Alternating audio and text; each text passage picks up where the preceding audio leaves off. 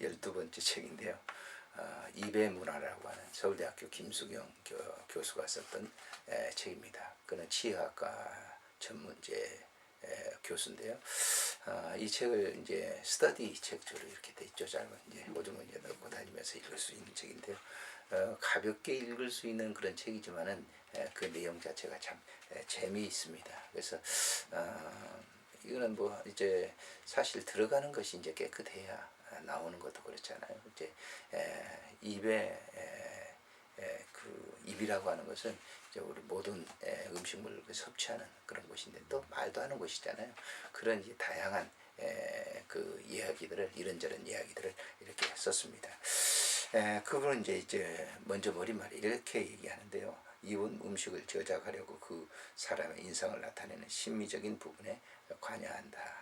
또 발음을 하고 미각을 느끼는 예민한 기관으로 발성을 하게 된다. 이 책에는 입의 생리와 입의 해부학적 관찰 그리고 입에 발생하는 질환들을 참고하고 그 원인과 예방을 알기 쉽게 간단히 설명. 뭐 길게 의학적인 용어를 써가면서 그렇게 설명한 게 아니고 간단하게 이렇게 해서 앓던 이 빠진 듯하다, 치아는 오복이 하나다 등의 표현만 보더라도 치아의 통증은 대단한 것이라는 것을 알 수 있다. 치아가 튼튼해야 전신이 건강해지며 정신적으로 편안하며 장수할 수 있을 것이다. 혀는 맛을 알고 발음을 하며 자기의 감정을 표시하는 아주 중요한 기관이다. 입은 사랑의 바탕이 되며 행복의 근원이라고 생각한다. 여성의 입, 여인의 교양과 품위는 모두 그것으로부터 부터라고 하여도 과언이 아닐 것이고, 또한 입은 말을 하고 그 사람의 책임과 행동의 어버이라고 할 수 있을 것이다. 그 사람의 정과 향운이 있는 소우주라고 볼 수도 있다.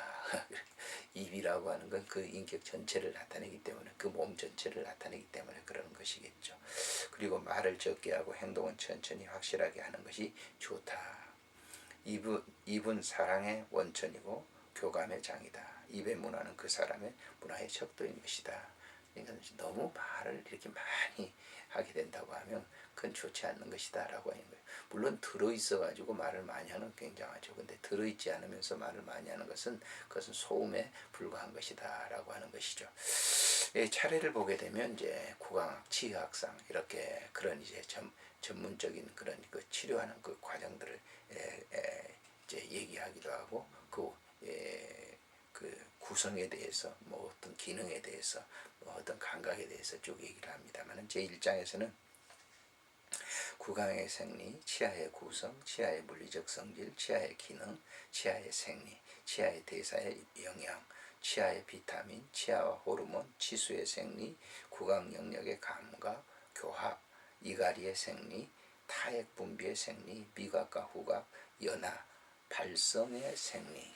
제2장에서는 어린이식과 유치의 생리, 치아의 발육과 행태, 치아의 나쁜 습관, 유치의 명출, 조기 구강 세척, 언청이는 언제 생길까, 고무 젖꼭지, 어린이 식사. 고무 젖꼭지를 물게 되면 이가 한쪽으로 이렇게 되고 부정교합이 된다고 하는 그런 얘기입니다. 어린이 식사, 치아 우식증, 충치의 역사적 흔적, 치아 우식증의 원인설, 충치가 심한 유치, 충치 예방, 식이 조절, 치과 상식, 어린이 칫솔질, 보정장식, 예방 교정, 어린이 악습관, 수술실의 어린이. 제3장에서는 치약 전공, 사랑니, 교정 발음을 위한 구강과 과학, 악골, 골절, 상처받은 치아, 구내염, 구강 안면의 특수 감염, 의치를 위한 구강외과, 악내골 약성 종양, 악골 종양 환자, 구강암의 진단, 악골 기형, 악관절의 질환, 구강 출혈성의 질환, 치성 통통 및 신경성 질환, 치석, 치주병, 풍치죠. 왜 교정을 할까? 부정교합에 대해서, 안정위의 공간, 치아는 움직인다, 의치 틀리, 하악운동, 중요한 치아, 당분이 치아를 녹인다, 소박한 식사, 뜨거운 음식, 칫솔질의 목적, 스포츠와 치아 보존. 일반적인 이제 알아야 될 상식적인 문제도 이 부분에 다루고 있습니다. 제4장에서는 입의 문화, 입냄새의 문화, 함춘원의 서원, 의료봉사를 보는 눈, 성인병 예방, 어느 외과병동에서 입은 소우주다. 입 그리고 예술, 입 그리고 사랑, 언론의 입, 말과 어린이, 청소년을 위한 재현, 상 그리고 죽음, 미각의 향수, 소리의 그리움, 여성의 입, 입의 혀의 신비, 입 그리고 생활, 사회적인 입, 식생활의 문화, 장락의 지름길, 위생관리에 대해서 이렇게 제4장으로 구성이 됐습니다. 128페이지에 이제 입은 소우주다. 근데 한번 거기 제가 읽어 드리겠습니다. 128페이지에 보면 이렇게 되어 있습니다. 입은 하늘이 있고 땅이 있다. 입에는 강물이 있고 물 흐르는 소리가 난다. 입에는 노동자, 농민, 어부가 있고 주인이 있다. 입에는 사랑이 있고 비호간 농토와 바다가 있다. 아름다운 천지와 음향이 있다. 그리고 입에는 끝없는 예술이 창출된다.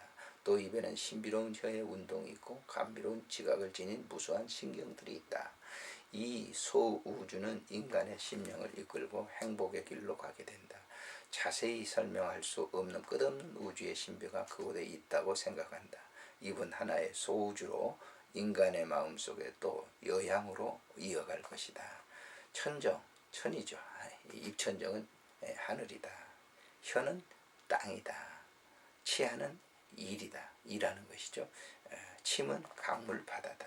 이들의 소리가 우주의 소리, 신비의 예술이 아닐까. 치과 의학을 전문으로 하는 이방 구강에 대해서 소우주로 표현하는 것, 재미있는 글이기도 하죠. 아무튼 이제 우리가 이제 입에 대한 이 관리라고 하는 것이 얼마나 소중한가. 치과를 전공하는 그 교수로서, 의사로서 우리에게 좋은 이런 글을 이렇게 남겼습니다. 책을 남겼습니다. 아마 시중에 있었는지 모르겠습니다만은 이 책을 우리가 보면서 우리가 이 입을 얼마나 잘 관리해야 될 것인가라고 하는 걸 생각해 보는 것도 굉장히 중요하리라 생각이 됩니다. 안녕히 계십시오.